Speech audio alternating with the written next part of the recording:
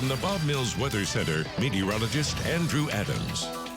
Well, we certainly had a wild weekend of weather. Our spring seems to have extended itself a little bit. Here's video of the flooding from those Saturday night into Sunday morning storms. Tons and tons of rain on, believe it or not, I know we've been talking about drought a lot over the last few years, but we don't have as much drought across Oklahoma as we once did. Over the last month and a half or so, we've seen some really nice rain events. And in fact, a lot of these rain events have happened in the last 15 days. And with how saturated that makes the ground, when you add even more water onto that, it makes it harder for it to run off and get absorbed in the ground. So that's one of the reasons why we ended up with as many issues as we did on Sunday. Here's the last 10 days of rain. So this is just the start of July.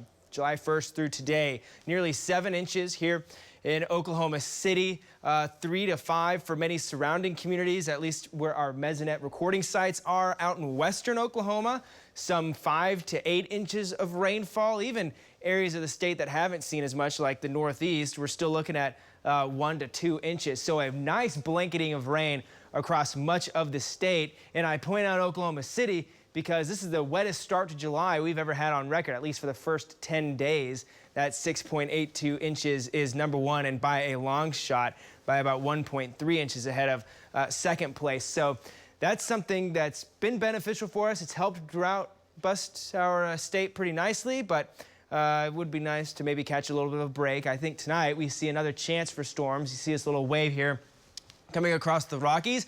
It's weak, but it's there, and it will eventually produce some shower and thunderstorm activity across the state, likely tonight. Mainly quiet through today, mostly sunny skies this afternoon. Not as hot as you would typically expect, but then overnight tonight, notice out in the panhandles in West Texas, thunderstorms blossoming and then making it toward the I-35 corridor by anywhere between midnight and 3 a.m. So we'll be watching these thunderstorms expand. There is a low-end severe threat, so something that we will be keeping an eye on, but overall on the very low end. Then by 7 o'clock, much of the activity ought to be east of I-35 by this point, and then weakening as we go throughout the day. Once we head into the afternoon, it looks like we'll be clearing out a little bit more. We're also going to be heating up quite a bit tomorrow afternoon compared to where we're going to be today.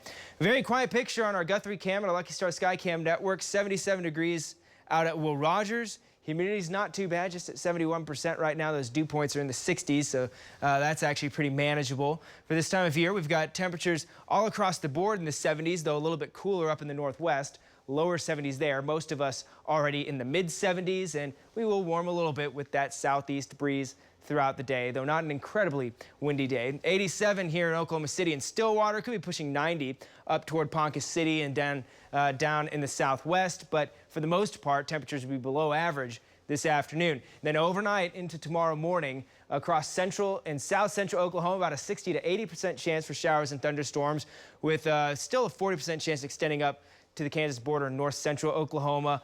Could see, again, a low-end severe threat overnight.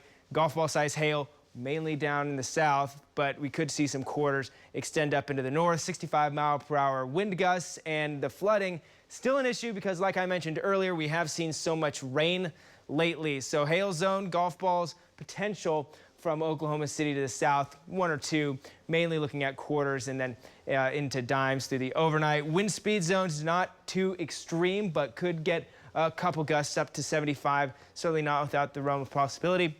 And then as far as flooding impacts, we'll be looking at south central Oklahoma for the higher end of those that we see overnight as the rain comes through. Overnight temperatures fall back into the low 70s, so pretty seasonal for us. And then we start to heat things back up in the afternoon. 92 tomorrow afternoon. Oklahoma City, some mid-90s out west, pushing 100 down in Altus. And we are going to be feeling a lot hotter tomorrow as well. Today, not as much, but tomorrow, certainly, and then hotter through the middle of the week. More rain chances arrive this weekend. That's all we got for now. News 9 is going to be back in just a few minutes.